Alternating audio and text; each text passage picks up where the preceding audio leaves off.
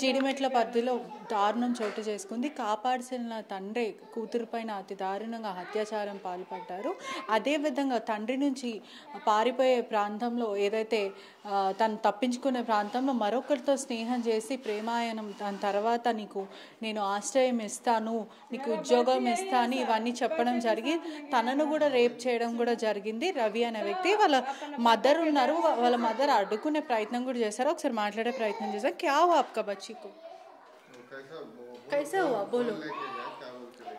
नहीं सर, मेरा बच्ची घर से गया ना, मेरे से बोल के नहीं गया, चल गया बाहर चल गया था। वो मेरा डर से फिर नहीं है, आप फ्रेंड के पास 2 दिन रह गया।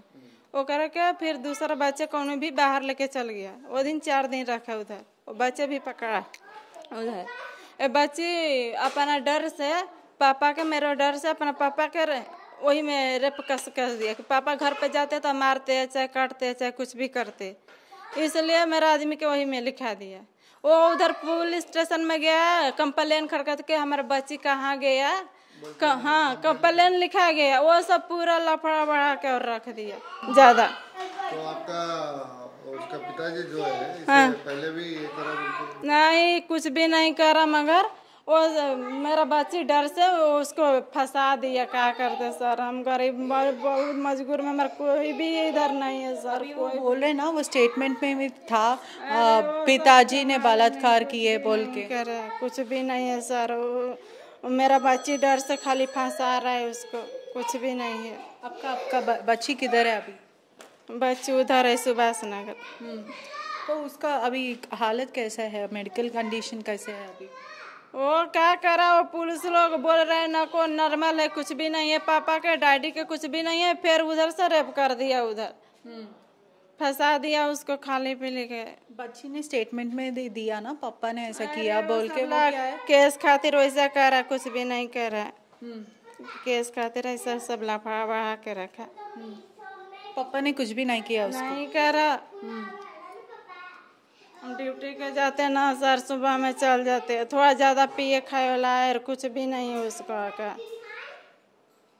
अब छोटा छोटा बच्चे है, इधर किराया पे रहते, किराया वाला बोल रहे रूम खाली करो, ऐसा वैसा, हम क्या करना कुछ। और रवि की और आपका रवि वो कैसे पता चला आप लोगों को? वो लाइन पे फोन करके मेरा बच्ची गया, मेरा बच्ची की गलती है बोल रहे, बच्ची के वास्ते वो बच्चे लोग पकड़ा था, मेरा बच्ची अपना डैडी के बोला, कुछ भी नहीं है। यही बात है कि घर पे जाते तो डैडी मारते, मम्मी मारते, क्या करते, इसलिए अपना डैडी के लिखा दिए। मेरा बच्ची घर से निकल के बाहर गया, तब डैडी के काहे के बोल रहे, पहले काहे नहीं बोल रहे? अभी 3 साल पहले डैडी उसका पापा है ना, वो बलात्कार किए बोल के स्टेटमेंट भी बच्ची ने बोला बोल के पुलिस स्टेशन में लिखा ना। कि मेरा दिमाग नहीं है सारे, इसलिए वो डर से बोला, कुछ भी नहीं है। ऐसे पापा के ऊपर कौन भी नहीं बोल सकते ना ऐसा मुसीबत आते ना तो बोले के पड़ जाते का।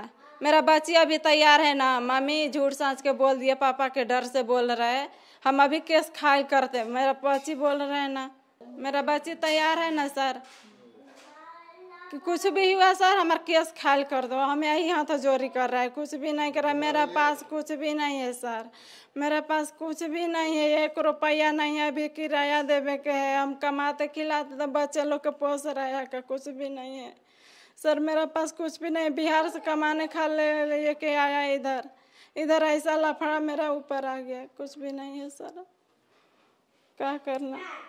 केस कसम हमारा खारिज कर दो सर, हमें इतने हाथ जोड़ी कर दें कि केस हमारा खारिज करो, मेरा आदमी कसम छोड़ा दो, कुछ भी नहीं है, मेरा पास 1 रुपया नहीं है हाल में। आपका पति को भी एक बार बुलाओ ना। पति नहीं है घर में ना, अभी है ना, मेरा देवर है, वो मेरा वाला नहीं है, दूसरा रिश्ता वाला है। अच्छा, आपका पति किधर है फिर? मेरा पति उधर है, किधर? उधर PS में, पुलिस स्टेशन में। उसलिए अरेस्ट किए ना पुलिस लोग, रिमांड को भिजाती है ना, उसलिए बलात्कार किए बोल के। नहीं पुलिस लोग भी बोल रहे हैं ना, पुलिस लोग झूठ नहीं बोलते ना, पूरा इन्वेस्टिगेशन पूरा के और बोल रहे ना। क्या बोल रहे? आपका पति ने आपका डॉटर पे अच्छा कुछ भी नहीं, जाए जौन हो गया तो हो गया, हम तो आँख से नहीं देखा ना, कुछ भी देखते तो मेरा के डाउट आते, हम देखा नहीं कुछ भी ना। आपको ना आपका डॉटर ज्यादा साल बोले कहते ना आपको ऐसा हो रहे पापा ने मेरे को ऐसा कर रहे बोल के बच्ची बोलते तब ने ना तो सर बच्चे खातिर अपना बच्ची मेरे को ऐसे ऊपर डाल रहे कोई हम क्या करना कुछ भी కాపాడాల్సిన తండ్రే 18 సంవత్సరాల బిడ్డని శిల్ప అనే ఒక యువతిని అతి దారుణంగా వేధించి అత్యాచారానికి పలుసార్లు ఒక్కసారి కాదు 2 సార్లు కాదు చెప్పడానికి కూడా జుబుత్సకరంగా అనిపిస్తుంది. సొంత తండ్రి రక్షణ ఇవ్వాల్సిన తండ్రి అత్యాచారానికి పాల్పడ్డాడు. తండ్రి నుంచి తప్పించుకునే ప్రయత్నంలో ఇంకొకరితో స్నేహం మొదలయ్యి వాళ్ళు కూడా తన ఉన్న సిచ్యువేషన్ని అవసరంగా తీసుకొని నీకు ఉద్యోగం ఇస్తాము షెల్టర్ ఇస్తామని నమ్మించి ఇంట్లో నుంచి నువ్వు పారిపోయి రా అని చెప్పి రవి అనే ఒక యువకుడు తనని చాలాసార్లు వేధించాడు. అదేవిధంగా అత్యాచారం చేశారని చెప్పి తను స్టేట్మెంట్లో ఇవ్వడం కూడా జరిగింది. మనం ఇంతకుముందే తన మదర్తో మాట్లాడే ప్రయత్నం కూడా చేసాము. అదేవిధంగా పోలీసులు ఇచ్చిన స్టేట్మెంట్కి ప్రకారం కూడా తన తండ్రి నిన్న ఎగ్జామినేషన్ ఏదైతే మెడికల్ ఎగ్జామినేషన్ కూడా అడ్డుకుంది. ఇక్కడ మా కుటుంబం జీవితం ఖరాబ్ అయిపోతుంది, ఎందుకంటే తండ్రిని తీసుకువెళ్ళొద్దు అడ్డుకునే ప్రయత్నం కూడా చేసింది. అదేవిధంగా అమ్మాయికి ఎవరైతే బాలిక ఉందో తనకి ఎగ్జామినేషన్ అంటే మెడికల్ టెస్ట్ చేసే ప్రయత్నంలో కూడా ఇవన్నీ చెయ్యొద్దు, మాకు అసలు ఈ కేసులే వద్దు అని చాలాసార్లు అడ్డుకుంది. అదేవిధంగా కూతురు కూడా చాలాసార్లు తల్లికి చెప్పే ప్రయత్నం కూడా చేసింది.